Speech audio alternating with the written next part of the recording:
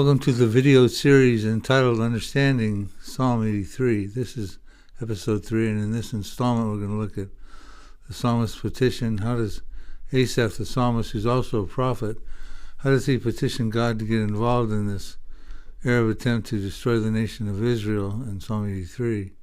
And what are the potential prophetic implications and applications for our time? We'll be looking at these things in this segment, so stay tuned.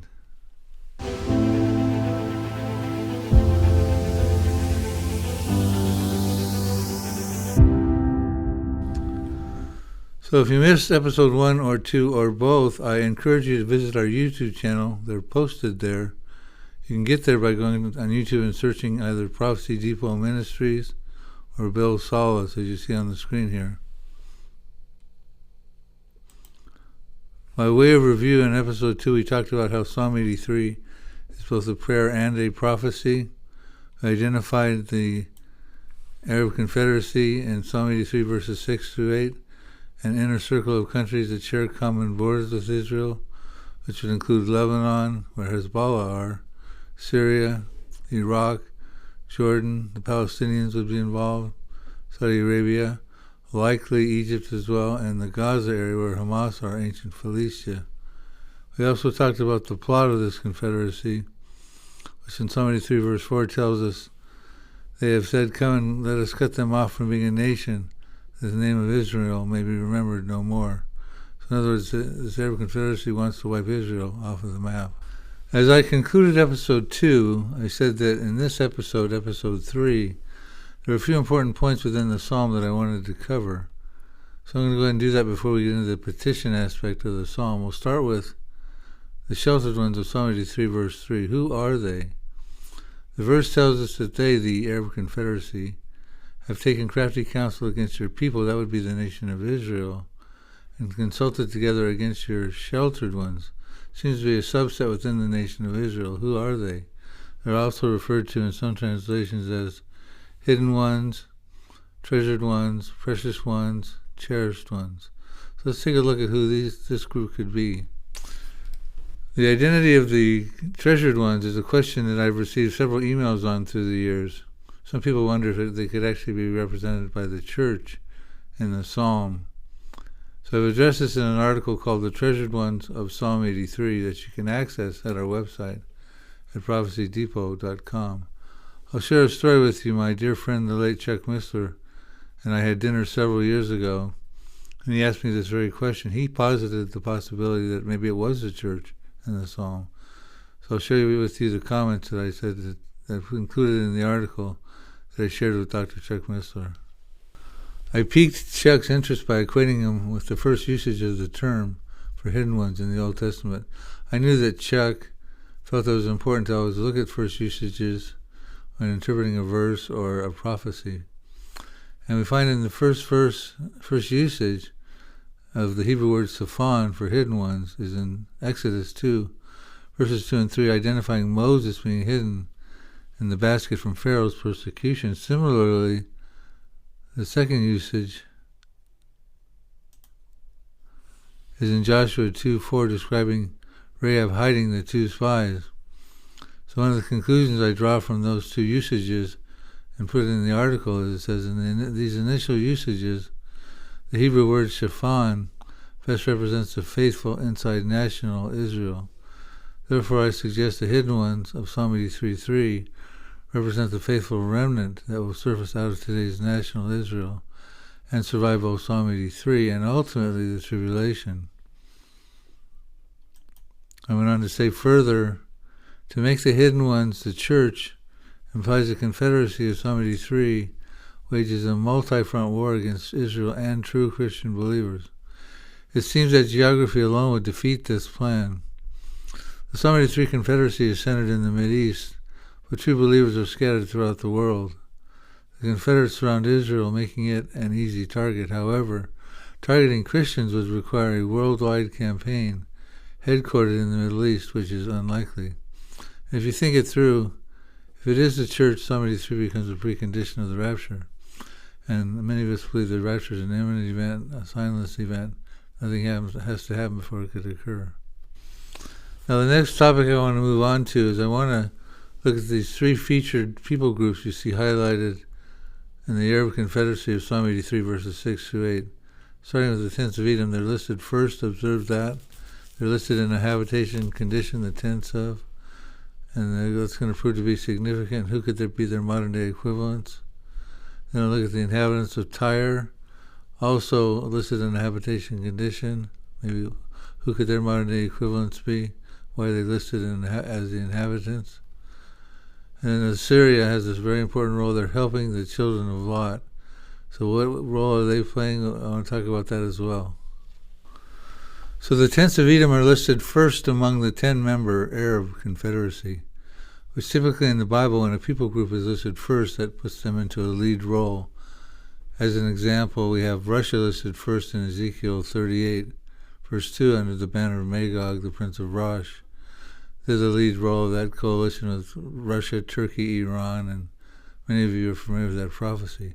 So like the end of a show, the star actors, when you see the scroll of cast and crew, the top lead actors go first, then the supporting cast as you scroll through. So the tents of Edom play a lead role. Their plight is being bannered. But what is this telling us? The tents of Edom means the Edomites are tent dwellers. They're Arabs without a state. Their plight is being bannered. And I'm going to show you in a moment why this represents the Palestinian refugees today. A little background history would be helpful at this point. The Edomites have descended from Esau. Esau was the twin brother of Jacob. We read in Genesis 36, verses 1 and 9, that this is the genealogy of Esau, who is Edom, and this is the genealogy of Esau, the father of the Edomites, in Mount Seir. Mount Seir was located in modern-day southern Jordan, and that is the territory of Edom. Now, through several waves of migration, the Edomites made their way, and many of them made their way into Israel proper. Hebron became their central city. First wave started in 586 BC as there was a cultural conflicts taking place as the Nabatean tribe started to move into the Edomite territory. And so many of the Edomites fled into Hebron proper as a result. Subsequently, in 312 BC, the Seleucid Syrian king Antigonus went to war in the Edom area, and many other Edomites fled also, primarily into that Hebron area. At that time, they were known as the Idumeans, and they founded a territory you see on the map there called Idumea. In 70 AD, they fought with the Jews against the Romans, and after that, Caesar freed 40,000 of these Idumeans to go back into Idumea, and then we'd find that in the book of Josephus. So through several waves of migration, many of the Edomites made their way into Israel proper. So within the Palestinian refugees today are some Edomites who descended from Esau. I explained this thoroughly in an article that you can read online at prophecydepot.com entitled "Who Are the Edomites Today?" Tracing the Edomite-Palestinian connection. So the theme we have in Psalm 83 with the tents of Edom listed in the first position is that these are tent-dwelling Arabs with no state. You see some pictures of them in their refugee conditions. The top two pictures were back in 1949. As a consequence of the failed Arab-Israeli war, Israel won that war. The tents of Edom became a reality in my estimation at that time. You see some pictures of their current condition below on the slide. The fact that they became refugees as a result of the 1948 war would kind of rule against the possibility that that war was a fulfillment of Psalm 83, as some people do suggest.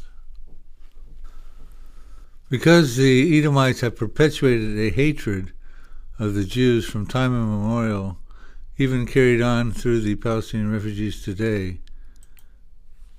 their condition as being tent-dwelling Arabs with no state is apparently going to continue. This is going to be as good as it gets for them.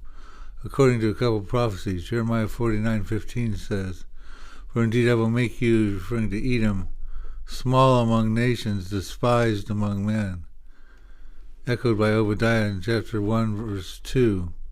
"Behold, I will make you small among the nations. You," referring to Edom, "shall be greatly despised." So the condition of being tent-dwelling Arabs with no state apparently is going to continue, even though the goal of Psalm 83, this Arab Confederacy, but you see the names of them listed on the right side. The one in verse 4, cut the nation of Israel off, that the name of Israel can be remembered no more. And in verse 12, so that they can eliminate Israel and take over the promised land for a Palestinian state. Well, apparently that's just not going to happen. So now let's turn our attention to the inhabitants of Tyre. Tyre is a city that still exists today in Lebanon. Now observe the fact that apart from the tents of Edom, this is the only other population listed in a habitation condition, the inhabitants of Tyre. But the fact that they're listed as a member of the Psalm 83 Confederacy strongly mitigates against the possibility that Psalm 83 is merely a prayer of lament, because at the time the psalm was written, Tyre was actually a strong ally of Israel's. 2 Samuel 5:11 tells us, then King Hiram of Tyre sent messengers to David along with cedar timber and carpenters and stonemasons, and they built David a palace. Now, apart from some maritime disputes a few centuries later, Tyre was never really an enemy, especially in a confederacy that came against Israel. However, if you look at it prophetically and look at this Hebrew word inhabitants, it makes a lot of sense that Tyre could be involved in a current future war prophecy of Psalm 83. The Hebrew word is yoshevi, which means to make, to dwell, to cause to abide, or set in place. And when you look at Hezbollah, for instance, they were set in place by Iran in 1982 in response to Israel's invasion of Lebanon. And Hezbollah has headquarters in the city of Tyre, and we know that Hezbollah and Israel have been at war for several years now. Here's a couple of headlines connecting Hezbollah with Tyre. The Middle East Monitor in June 29th of 25 says 2 killed in fresh Israeli attack on Tyre, southern Lebanon. The article goes on to say Abbas al-Hassan Wabal was responsible for intelligence in Hezbollah's Radwan Force Battalion. So we see they have a connection with Tyre. They've been set in place by Iran. Perhaps that's why we're hearing about them as the inhabitants of Tyre. Here's another headline we'll look at as we conclude. Jerusalem Post in 12/24, just December 24th, 2025. IDF strikes Hezbollah terrorists near Janata in southern Lebanon. Subcaption reads, according to Army Radio, the attack targeted a vehicle in the city of Janata located in the Tyre district, and what seems to be targeted as an assassination of a Hezbollah terrorist. So we see there's a connection with Tyre and with Hezbollah. Could that be what was being told here when they say the inhabitants of Tyre? Let's take a look at the role of Assyria inside of the Psalm 83 Confederacy. We're told in verse 8 that Assyria has also joined with them. They have helped the children of Lot. Some translations say they're allied with or reinforced or strong-armed for, or they are come to the aid of the children of Lot, who would be Moab and Ammon, which is modern-day Jordan. Assyria at the time would have comprised modern-day northern Syria and northern Iraq. But the fact that you have one member of the Confederacy actively helping another member of the Confederacy strongly mitigates against this simply being a prayer, and strongly favors the fact that it is a future war prophecy. Even as far back as the 1800s, theologians were grappling with this question, is this just a prayer or could this be a prophecy? One of those who addressed this was John Peter Lang, a respected German theologian who authored the Lang Commentary on the Holy Scripture that was published in 1877. He says regarding Psalm 83 the following, with regard to the time of composition, the following difficulty meets us. The 10 nations who are here enumerated as being combined against Israel are never mentioned elsewhere as enemies allied at the same time and for the purpose of annihilating Israel. And here's where he talks about Assyria's role. And yet the expressions are of such a nature that we cannot be inclined to consider this enumeration as only a poetical individualizing of the general idea, enemies from all sides, which he quotes DeWitt and Hupfield.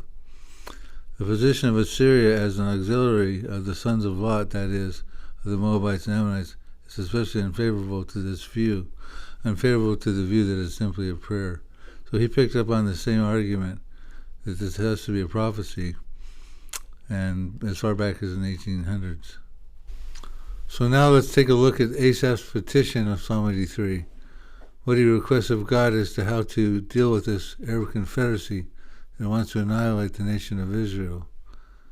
Let's turn our attention to Psalm 83, verses 9 through 12, but rather than me reading this to you, I'm going to show you a short clip of Gary Stimmerman and I going through this petition of Psalm 83.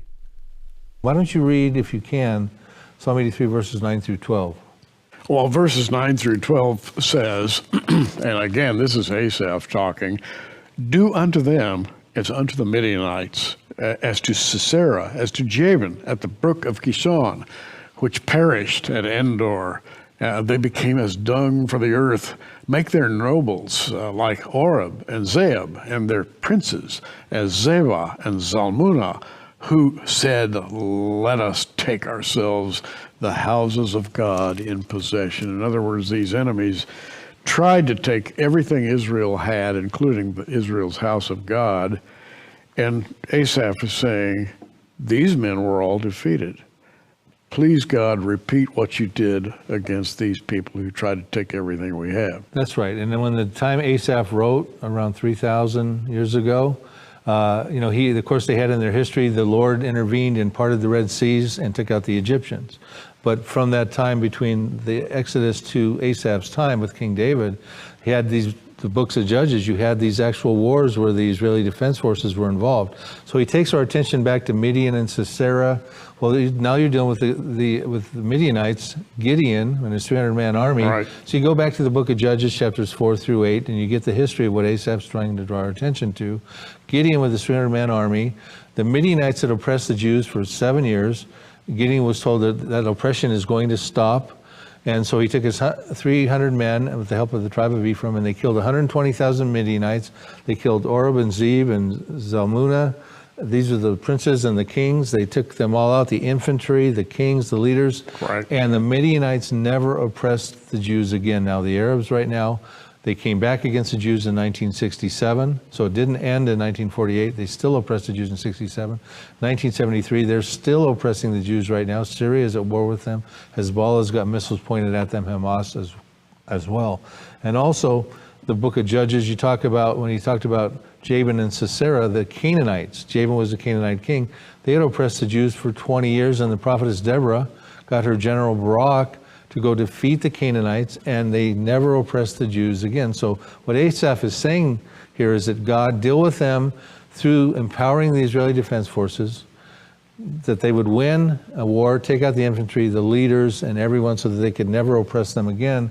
And if you go through the rest of the verses, and we'll just summarize it, he goes on and says, make them like whirling dust, chaff before the wind, stubble like burning wood, blazing mountain fire like the tempest before the storm. And I think if you read verse 17 and 18, we'll conclude it with that to say this is why this is not happening. And again, this is the conclusion of the imprecatory prayer.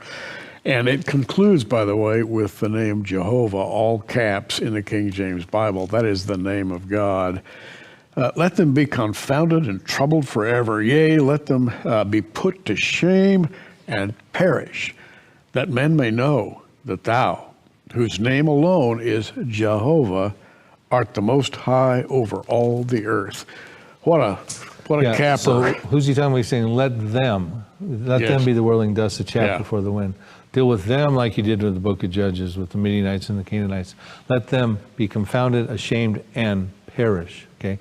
Now they have not been confounded and shamed and perished. Matter of fact, they've been a problem for Israel. Israel's building walls around themselves for protection against these enemies. So there's just another argument why it hasn't found fulfillment. So the petition of Psalm 83 is that God would empower the Israeli Defense Forces to win a decisive victory over the Psalm 83 Arab Confederacy. And in accordance to Psalm 83 verses 13 through 15, hereby abbreviated, makes them like whirling dust, chaff before the wind, stubble, burning wood, blazing mountain fire, like the tempest before the storm, to the end that we're told in verses 16 through 18, that their faces are filled with shame, that they may seek your name, O Lord. Let them be confounded and dismayed forever. Yes, let them be put to shame and perish, that they may know that you, not Allah, whose name alone is the Lord, Jehovah, are the most high over all the earth. So this is ultimately what Asaph is petitioning God to do, is put them to shame and make them perish and end their oppression once and for all, and realize that you are the Most High God over all the earth. This has not happened yet. For those who argue that this psalm found fulfillment in 1948, because all the members of the Arab Confederacy came together in that war, and indeed they did, but it did not fulfill that prophecy. This has to yet happen, and it will happen in the future at the conclusion of Psalm 83. The Arab-Israeli War of 1948 was a precursor of what will happen in the future. The Lord will empower the Israeli Defense Forces to defeat the Arab enemies of Psalm 83. They will come against Syria, Lebanon, Palestinians. You see a slide here that shows you the IDF versus the Arab enemies in Psalm 83, and to the right side the supporting scriptures of these various prophecies related to Psalm 83. I'll be going over these prophecies in a subsequent episode and explaining why they're pre-tribulation events as well at that time. But you can take a screenshot of this for now and see that these are involved the Israeli Defense Forces against Syria, Lebanon, Palestinians, Gaza, Jordan, Egypt, Saudi Arabia, and all the Arab neighbors. So we'll be going over this again, as I say, subsequently. Now, I want to conclude this episode by asking a poignant prophetic question. Was Asaph the psalmist, by drawing our attention to Psalm 83:9, the accounts of the Canaanite oppression, with Jabin, the king of the Canaanites, and Sisera, his general, which gives us accounts back in Judges chapters 4 and 5. Was he drawing our attention to that to give us a clue as to the timing of Psalm 83 in the future? Because the question is, back in both those accounts, women were deeply involved in the battle. And in today's IDF, women are deeply involved in the fighting. Back then in Judges chapter 4 and 5, you had Deborah was leading the charge. She was commanding her general Barak, Deborah the judge, the prophetess, the mother of Israel. And Jael, the Gentile, was involved. She actually drove a tent peg and killed in the head of Sisera and killed him.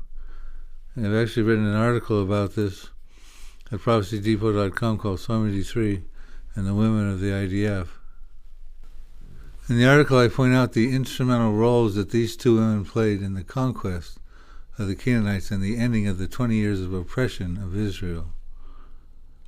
Deborah, in Judges chapter 4, her role was that of a prophetess and judge who delivered Israel from Canaanite oppression by commanding military action, guiding General Barak and prophesying the victory would go to a woman, that would be Jael, the other woman, the Gentile, ultimately fulfilling her role as a powerful, divinely appointed leader in a time of crisis. She sent for Barak, instructed him to gather the troops, and agreed to go with him in the battle, boosting his confidence and ensuring God's promise of victory.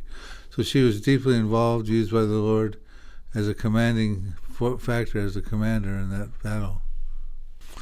While Deborah was a senior commander in the Israeli military at that time, Jael was a Gentile volunteer in the military. We're told that Jael, the wife of Heber the Kenite, famously killed the Canaanite general Sisera by hammering a tent peg through his temple while he slept in her tent, fulfilling a prophecy by the Israelite judge Deborah that a woman would bring Sisera's downfall. She offered him hospitality, milk, and rest before using a common domestic item, a tent peg, and hammer to kill him, later showing his body to the pursuing Israelite commander Barak, leading to Israel's victory. So she was a Gentile volunteer, and like a good soldier, she reported what she did to her general.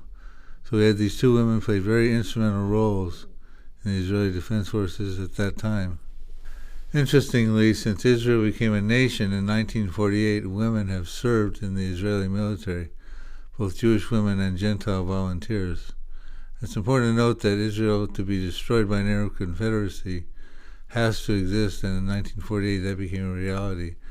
And the prophecy was not fulfilled before 70 AD, and not fulfilled in the window period between 70 AD and 1948. So we find ourselves now at the time where the tents of Edom exist, there's women in the Israeli Defense Forces, and there's an Israel that can be destroyed by the Arab countries that showed themselves in 1948 to want to destroy the nation of Israel.